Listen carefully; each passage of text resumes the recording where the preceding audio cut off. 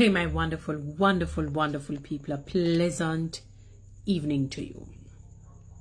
You know, I think I have done a video like this before, but maybe it wasn't powerful enough. I realize I'm seeing women. We know this, women on women, women against women, a sense of misogyny. You know, although misogyny, they always say is men hating on women, not in a sexual sense, more in a sort of emotional, psychological sense. They're probably angry at women. Maybe they had a bad mother, an overbearing mother, or they had a spouse, a woman who left them and hurt their feelings, and they're angry with women, or humiliated them, embarrassment, so many different reasons. But there's always that sense of misogyny, though. I don't know what it is, what you call women hating on women. And in many, many instances, for absolutely no reason. A man said to me that, why is it that you women compete so much? And I said, what? Compete? I don't do that. And there are women like me who compete. I've never even thought about that. I didn't even know that there was a theorem in that sense. I never knew that. People may think I'm joking or lying, but I didn't even know that. When I started to hear people with it, I couldn't believe it. Because from I've known myself, from a younging to a maybe take off the ing, young, maybe I forget to take off the G to I put young to a yawn. I've always tried to run my own race. I don't look to the left. I don't look to the left. I don't look to the right. I look ahead. Always compete. Me can't hardly compete with myself. I try to figure out myself all these years. Much more to go and compete with another woman. I don't practice that. Those things breed the fruits of the unholy spirit. So I've always trained myself, practiced myself with the help of God never to do those things. It's as I remember going to a session and somebody say, women, and I'm like, what? It was always a phenomenon, always something strange because I never practiced it. There are women like me, we don't do that. We just try to be better every day, to be the best versions of ourselves. So it's really, you look at you and say, how can I make you better? So when I'm looking in the mirror, how can I make this person better? Yes, we can be influenced by things out there, but to say that I'm going to watch out, I'm going to try and outdress this one, I'm going to try and outspeak this one, what? And what has happened because of these things, women end up demolishing other women without a cause. There was this older woman she was demolishing. Her vitriol was out of this world. Tearing down the young lady's baby. The baby can't even talk as yet. Walking a little bit. This popular TikToker. Describing the child in an unseeming way. There is a scripture that says, unless you're like these little ones, you cannot make it into the kingdom. Jesus said, suffer not the little children to come unto me, forbid them not. He says, unless you're like these little children, you will not make it into the kingdom.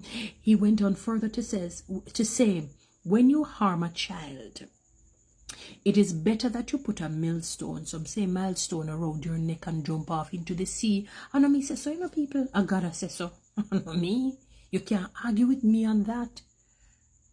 So when you're being vitriolic towards a child, a baby, what you're doing, it's like you're trying to aim your bow and arrow at God. It's like trying to. That's what I'm saying. It is like trying to aim your bow and arrow.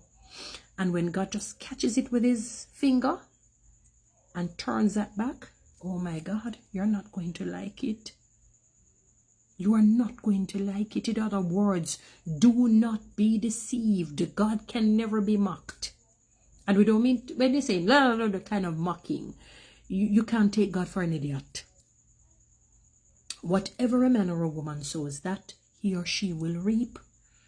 How dare you look at a baby and start to demolish the baby verbally? How dare you do that? It is like you're trying to disgrace God. It's like you're trying to dishonor God when you do these things. You have to be very careful. Let me tell you something. None of us are perfect in this life. In this life, we will make mistakes. But you see some things, I beg Master God, I say, God, please, please. I'm asking you, no, do not let me do certain things. Please. Please. And that is on the list. Don't do it. You will regret it. Please. I know of a lady who did that to a woman. She told the woman in no uncertain terms the worst things that were false and true about the woman's children. She ended up not having, she got one, lost it 2 weeks later, and her life was in total chaos until she died. Total chaos. Total chaos. This is somebody who you would consider fairly well-to-do, but her life was chaotic outside of that. Chaotic. Affected her mentally and otherwise. And I've seen it with other people. Even if you have your child will not do well. And it will hurt you when you see that your produce is failing.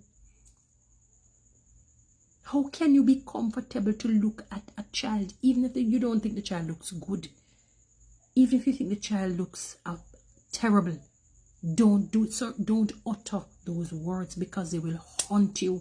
You can't catch them and push them back in your mouth. You can't. They go out. They're like spirit. They take effect and they take root. But guess what happened? It's like a boomerang. It's going to come back at you. Or if you have children, it's going to affect them. And you're going to watch the effects of your words demolishing your own children because of what you said about somebody else's child. How dare you describe children with such vitriol, with such rancor, with such venom, and expect the blessings of God to fall down from heaven upon you and your own children? I see it happening frequently. People, when they're cursing people, they say, what they say? Cuss, no. It's almost like they say it doesn't know, and it doesn't know boundary. It doesn't have any boundary. You better make it have boundary. You will have regrets. It doesn't matter who you want to be, because someone will behave like unafraid of no God, no man, no beast, no child, no rat, no cat, nobody. Nobody can talk to, nobody can tell you anything. But there is a God who sits high and looks low, and you will have to answer to him. You will have to pay the piper, and you will have that regret. He can break you down, where you have to humble yourself. How dare you? Children who are so precious. Children who are so precious. It doesn't matter if you don't like the mother or the father. You better make your couscous have boundaries. Make it have boundaries. Don't touch a child or elderly.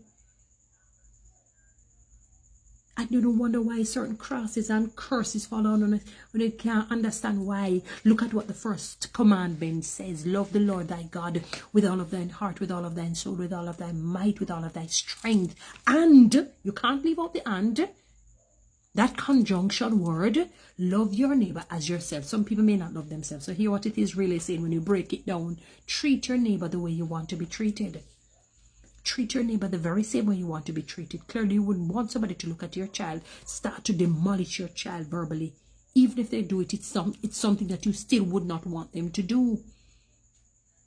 Because your words have life. It has power. It's like a spirit. So when you speak it, but guess what happens? It comes back. It's a boomerang. It's going to spin around.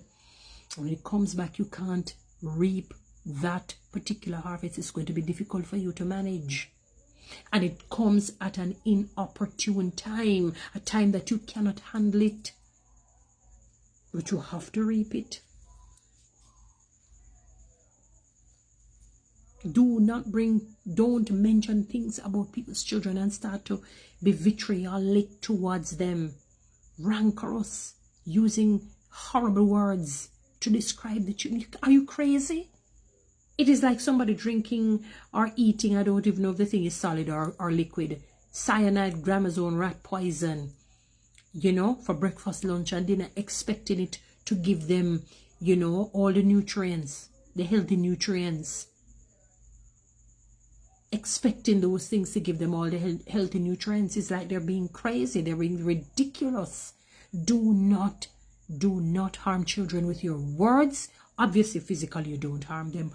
Do not harm children with your words. Stop it. Guys, you know what to do. Read TikTok and YouTube. Subscribe and give me a like.